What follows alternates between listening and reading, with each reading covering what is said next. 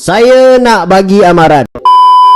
Ada 3 golongan ni yang kita jangan sesekali lupa. Pertama, golongan orang asli. Kedua, golongan orang kurang upaya. Dan yang ketiga adalah golongan wanita. Dalam proses negara kita mengejar kemajuan dan juga perkembangan ekonomi, ia tidak bermakna seandainya kita mengetepikan ketiga-tiga golongan ni. Maksud saya, korang pernah tak terfikir, adakah penyertaan ketiga-tiga golongan ni di dalam ekonomi kita sudah cukup supaya suara dan hasrat mereka boleh didengar?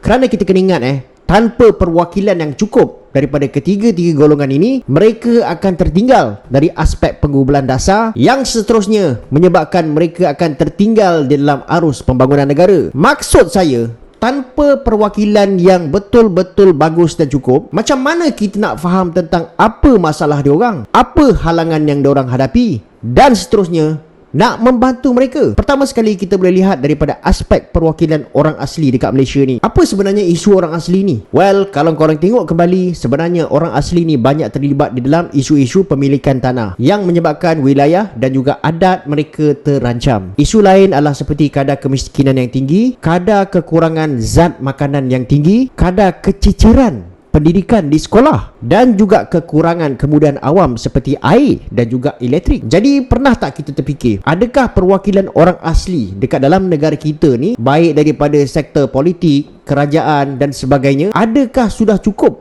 untuk kita mengetahui tentang apa sebenarnya masalah mereka dan membolehkan kita membantu mereka? Sebagai contoh, sedangkan JLC kita boleh senang-senang lantik orang politik, kenapa senator yang kita boleh lantik itu, kita tak perbanyakkan lantikan daripada golongan orang asli? Takkanlah lantik orang politik dekat JLC boleh, nak lantik senator di kalangan orang asli takkan nak berkira sangat bang? Kedua, kita pergi pula kepada perwakilan orang kurang upaya ataupun OKU. Korang tahu tak, dekat Malaysia ni hanya 2.4% saja orang OKU yang berdaftar dengan KPW KM. Takkan banyak ni je? Mana pergi selebihnya? Takkan tak ada sebarang usaha untuk menggalakkan diorang ni berdaftar? Pada hakikatnya, suara orang OKU sangat penting. Contohnya dekat peringkat perwakilan mahasiswa universiti. Berapa ramaikah mahasiswa-mahasiswa yang terdiri daripada golongan orang kurang upaya berjaya mendapat tempat? Perwakilan politik juga.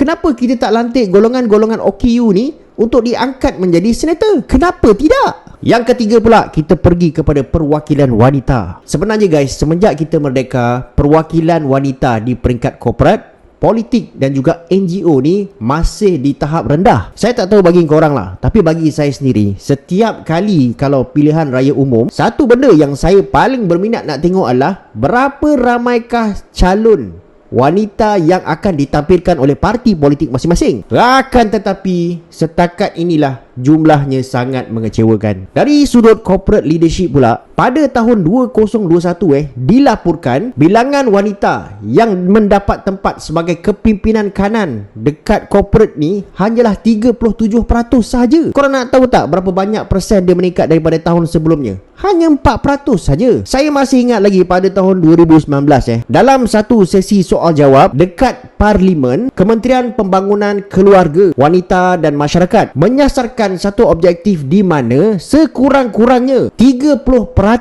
perwakilan wanita sebagai pembuat keputusan dekat Parlimen. Ini seiring dengan matlamat di peringkat global. Sama ada ia bakal berjaya ataupun tidak, yet to be seen. Akan tetapi, kita memerlukan komitmen dari segenap lapisan masyarakat untuk menjadikan sasaran ini sebagai satu kenyataan. Okey guys, sebelum saya tamatkan video ini, satu pesanan saya nak sampaikan kepada anda semua. Walau semaju mana pun kita di dalam ekonomi ini, walaupun sepantas mana kita bergerak untuk membangunkan negara kita, ingatlah bahawa pembangunan negara kita ini tidak boleh sempurna jika kita mengabaikan ketiga-tiga golongan ini, iaitu OKU, orang asli dan juga golongan wanita. Oleh itu, sama-sama kita pastikan bahawa perwakilan daripada ketiga-tiga golongan ini di dalam masyarakat kita dapat ditingkatkan. Kalau korang rasa video ini bermanfaat, jangan lupa like dan juga share guys.